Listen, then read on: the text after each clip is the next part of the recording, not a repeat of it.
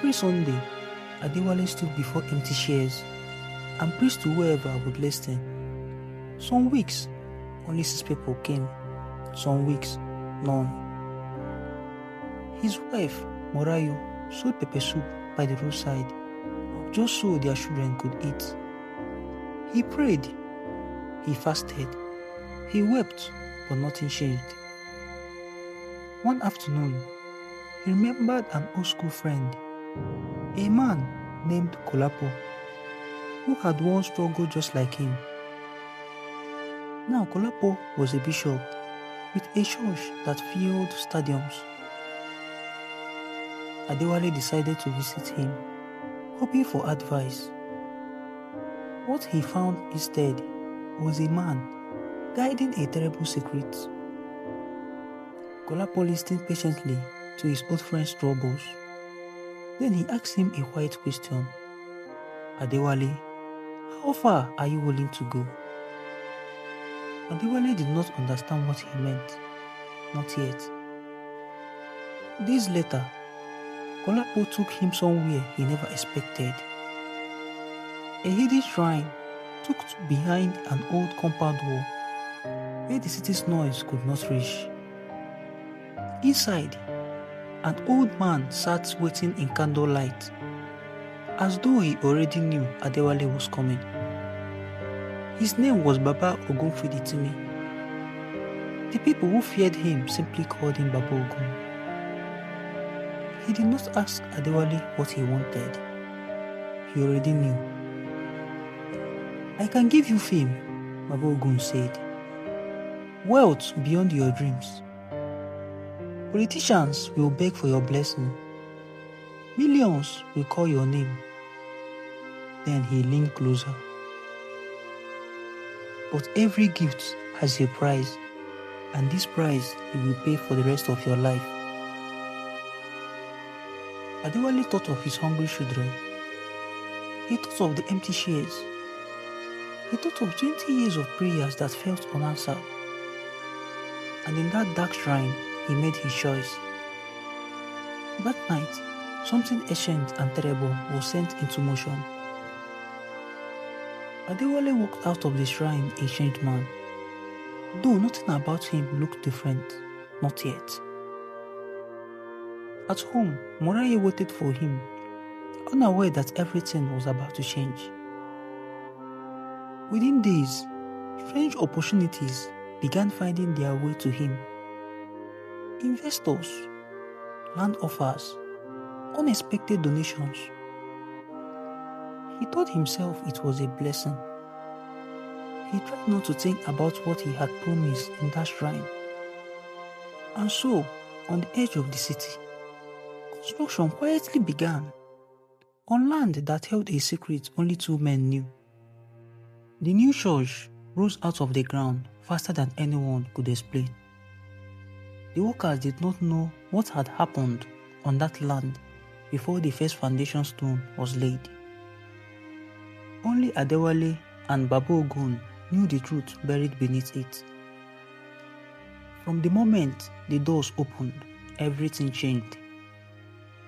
People said they were healed. Crowds multiplied every single week. Wealthy businessmen joined the congregation. Politicians requested private meetings. Television cameras followed his every move. Within a few short years, Pastor Adewale Ogunkoya became one of the richest men in the city. He built mansions. He owned a private jet. He was no longer the tired man with the leaking roof. He was untouchable. Also, he believed. His wife Morayo watched the transformation with a growing unease. Their life was no longer difficult, but something about her husband had changed. Something she could not name and was almost afraid to. Strange things began happening quietly around the church. Successful members suddenly transferred valuable properties to the ministry and then vanished from the public life without explanation. No one asked too many questions. not yet. Every year, Baba Ogun demanded more, and every year, Adewale gave it, believing that if he stops now, everything he had built would collapse. Inside the church, a young usher named Femi began noticing things that troubled him. Financial records that made no sense, and certain rooms that no ordinary member was allowed to enter. Femi asked one question too many. Days later, he stopped coming to work. His family reported him missing. The church said they knew nothing. Femi was not the first. Young women connected to the church had also disappeared over the years. Their cases quietly forgotten. A journalist named Yewande Osineme began pulling the threads together, one disappearance at a time. Detective Tunde Bakere had seen enough coincidences in his career to know when something did not add up. Missing persons, unexplained property transfers, frightened former church members who refused to speak on record. All roads quietly led to one man. Why Ilu Ade still watched him on their television screens, calling him a living saint. A very different story was being written behind the scenes, one built on fear, silence, and blood. Yewande began visiting the families of the missing, one by one. Each family told a similar story. A loved one who grew close to the church, then vanished without warning. Yewande began to notice a pattern. Every disappearance happened within weeks of a large donation. Detective Bakere requested access to the church financial records and was quietly denied. He has seen this kind of silence before, the silence of people too afraid to speak. Meanwhile, inside the church, security around certain areas grew unusually strict.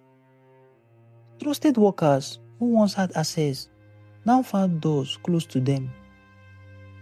As suspicion grew, Adewale became increasingly controlled by fear. He returned to the shrine again, desperate for reassurance. "Stop now," Baba Ogun warned, "and you will lose everything." Instead of escaping, he sank deeper into darkness. Yewande's investigation finally reached the newsroom front page. The story spread across the city within hours. Church attendance did not drop immediately. His followers refused to believe it. But behind closed doors, his closest allies began asking their own questions. Bishop Kolapo, the man who first led him into darkness, distanced himself without warning. Investigators quietly opened a formal case against the church. Adewale's wife, Morayo, could see the fear behind her husband's eyes now, even when he smiled for the cameras. That night, for the first time in years, she asked him what he had done. He said nothing. His silence told her everything she needed to know. More witnesses began coming forward. Former church workers who had finally found the courage to speak. One of them spoke of strange nighttime deliveries to a hidden location outside the city. Detective Bakere now had what he needed, a location. Meanwhile, Baba Ogun sensed the walls closing in and grew more dangerous. He told Adewale that the disappearances must stop being questioned permanently. Adewale realized for the first time that he was no longer in control of what he had built. Outside, Yewande and Detective Bakere had begun working together, combining evidences. Together, they traced the hidden location to a quiet compound on the edge of the city. They were close now, closer than Adewale or Babu Ogun could have imagined. Sensing danger, Adewale withdrew from public life almost entirely. Television stations quietly stopped airing his sermons. His closest allies stopped returning his calls. Investigations tightened around the church he had built on a lie. At home, Morayo and their now grown children watched helplessly as the man they once admired became the center of a growing scandal. She remembered the small church with the leaking roof. She almost missed it. Babu Ogun offered one final solution, one last ritual, more dangerous than any before it. Adewale believed this ritual was his only way to save everything he had built. He told Morayo he had a late meeting, but it was the last lie he would ever tell her. Rain began to fall over Ilu Ade as the night grew darker. Adewale drove alone through the storm, carrying a covered item on the passenger seat beside him.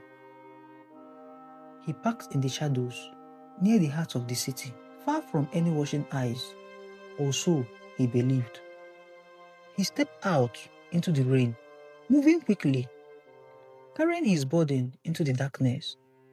He knelt in a hidden corner of the city, beginning the ritual Babu Ogun had demanded. But this time, someone was watching.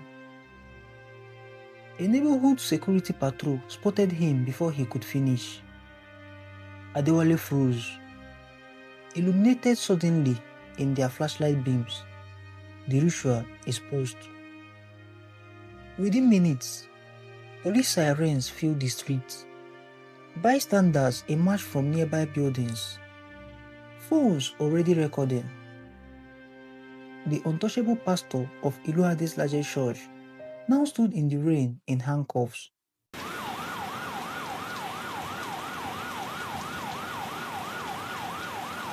By morning, the videos had already reached every news station and social media platform in the country. Yawande watched her months of investigation finally reached the entire nation. Detective Bakere finally closed the file he had carried for months. At the mansion, Morayo learned the truth the same way the rest of the country did. As investigators searched his properties, the truth came out, piece by piece. Behind a hidden wall panel, they found a room no ordinary visitor had ever seen. Years of deception, disappearances, and secret Babu Ogun had helped him bury. All of it finally uncovered. Word reached Babu Ogun that his pastor had fallen. He showed no sorrow, only the cold calculation of a man already planning his next bargain. Adewale sat alone in a police holding cell, stripped of everything he once had. The gold watch, the tailored suit, the private jet, none of it could reach him here. News vans surrounded the courthouse as his first hearing began. Adewale was led inside in handcuffs, past the very people who once called him a living saint. Morayo stood at the edge of the crowd, watching the man she had loved for 30 years disappear behind courthouse doors. Slowly, the empire began to crack in ways that could not be repaired. Attendance dropped to nothing. Television stations completely stopped covering him. His closest associates abandoned him completely, denying they had ever truly known him. Investigations surrounded the church from every direction now, financial, criminal, and beyond. His wife and children watched helplessly as the respected man they once admired became the center of national scandal. Still from his cell, Adewale refused to stop believing that Babu Ogun could still save him. But Babu Ogun had already vanished, leaving no trace behind, as if he had never existed at all. The man who had promised salvation had disappeared into the same shadows he once ruled.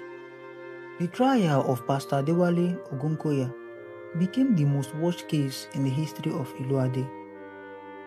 Witness after witness took the stand, each one peeling back another layer of the truth. Detective Bakere presented years of evidence, missing person files, financial records, and testimonies no one had dared to give before. Ilu Ade's original reporting was entered into evidence, the spark that had lighted the entire investigation. Adewale sat silently through it all, the calm rehearsed smile gone forever from his face. Morayo attended every single day of the trial, sitting quietly in the back row. The prosecution revealed the full scope of the deception, the missing persons, the coerced property transfers, the years of silence bought with fear. The judge listened for weeks before delivering a verdict that shook the entire nation. Guilty on every count. Adewale's face showed no shock, only the quiet exhaustion of a man who had known this moment was coming for a long time. His wealth was seized in its entirety. Every mansion, every luxury car, every account. The private jet that once carried him across the world was grounded, seized, and sold. The magnificent church that once overflowed with worshippers became completely silent. Luxury vehicles disappeared from its gates. The once crowded parking lots remained empty, cracked with weeds pushing through the concrete. The giant auditorium echoed with nothing but silence. His reputation vanished as swiftly as it had risen. His family mourned the choices that destroyed everything they had once hoped for. Adewale was led away to serve his sentence, the doors of the prison closing behind him. Bishop Kolapo, the man who first led him into darkness, quietly closed his own church doors soon after, before investigators could reach him too. No one ever found Baba Ogun. Some say he simply vanished into the forest he came from. Others whispered that men like him never truly disappear. They simply wait for the next desperate soul to come knocking. Yawande's reporting earned her national recognition, but she said the real reward was giving the missing families answers. Detective Bakere closed the case file for the last time, finally able to rest. Morayo eventually rebuilt a quiet life, far from the cameras and the mansions. She never returned to a church with marble floors and gold trimmings. The abandoned megachurch still stands today, a hollow monument on the edge of Ilu Ade. Some say on quiet nights, faith's candle light can still be seen flickering near the old foundation. No one has ever dared to go and check. The story of Pastor Adewale Ogunkoya became a warning whispered across Ilu Ade. A truth court built on evil may shine for a season, but it can never outrun the truth forever. No amount of wealth, influence, or popularity can hide wrongdoing forever. This has been a story from the heart of the city, where miracles and darkness once lived side by side. If this story moved you, subscribe to African Tales by Buchi for more true-to-life tales from the heart of the city. Because in the end, the truth always finds its way into the light.